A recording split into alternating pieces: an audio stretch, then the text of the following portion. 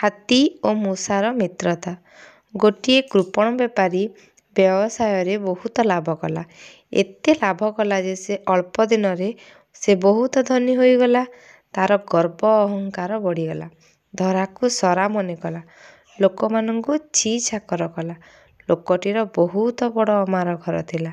ବିଭିନ୍ନ ପ୍ରକାର ଖାଦ୍ୟଶସ୍ୟ ସେ ଅମାର ଘରେ ରଖୁଥିଲା। ସେ ଅମାର ଘରେ ବହୁତ ମୂଷା ଖାଇ ପିଇ ଆରାମରେ ରହୁଥିଲେ। ଦିନକର କଥା, କୃପଣ ବ୍ୟବସାୟୀଙ୍କୁ ତାଙ୍କର ଜଣେ ସାଙ୍ଗ କହିଲେ, ତୁ ଏକ ହାତୀ ପାଳୁନୁ, ତୋର ଆହୁରି ଧନ ସମ୍ପତ୍ତି ବଢ଼ିବ। ଏକଥା ଶୁଣି ସେ ଏକ ହାତୀ ଆଣି ତାକୁ ବାନ୍ଧି ରଖିଲା। କୁଆଡ଼େ ଛାଡ଼ିଲା ନାହିଁ। ସେ ହାତୀ ବହୁତ ଦୁଃଖରେ ଥିଲା। ତାର କେହି ସାଙ୍ଗ ନଥିଲେ। କୁଆଡ଼େ ବି ସେ ଯାଇପାରୁନଥିଲା କି ବୁଲି ପାରୁନଥିଲା। ଏକଥା ମୂଷାଙ୍କ ମୁଖିଆ ସବୁ ଦେଖୁଥିଲା। ଦିନେ ସେ ହାତୀ ସହିତ କଥା ହେଲା। ହାତୀ କଥା ତାକୁ ଭଲ ଲାଗିଲା। ହାତୀକୁ ସେ ସବୁ କଥା କୁହେ। ହାତୀ ତା ଦୁଃଖ କଥା ମୁଖିଆ ମୂଷାଙ୍କୁ କୁହେ। ଏହିପରି ତାଙ୍କର ଦିନ କଟିଲା। ସେମାନେ ସାଙ୍ଗ ହୋଇଗଲେ। ଦିନେ କୃପଣ ବ୍ୟବସାୟୀ ଜାଣିପାରିଲା ଯେ ବହୁତ ମୂଷା ତା ଅମାର ଘରେ ଅଛନ୍ତି। ସେ ବିଷ ଦେଇ ବହୁତ ମୂଷା ମାରିଦେଲା।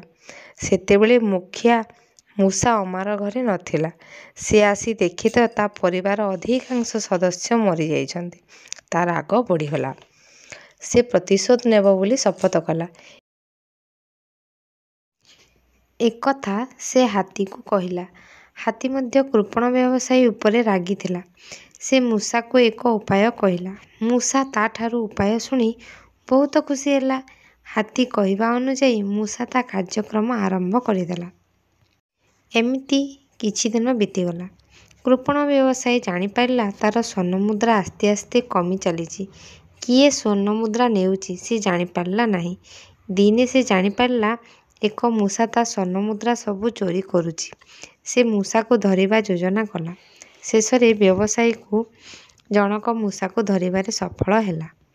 ମୂଷାକୁ ଧରି ବାନ୍ଧି ରଖିଲେ। ମୂଷାକୁ ପଚାରିଲେ, ତୁ ଏପରି କାହିଁକି କଲୁ? ମୂଷା ହାତୀର କଥା ଓ ତା କଥା ସବୁ କହିଲା। ଏହା ଶୁଣି କୃପଣ ବେପାରୀ ମନ ବହୁତ ଦୁଃଖ ହେଲା। ସେ କରିଥିବା ଭୁଲ ବୁଝିପାରିଲା।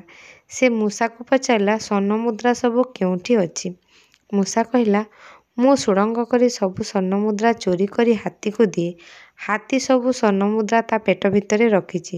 ତୁମେ ହାତୀକୁ ଛାଡ଼ିଦିଅ। ହାତୀ ସବୁ ସ୍ୱର୍ଣ୍ଣମୁଦ୍ରା ଫେରାଇ ଦେବ। ଏକଥା ଶୁଣି କୃପଣ ବେପାରୀ ଜଣକ କହିଲା,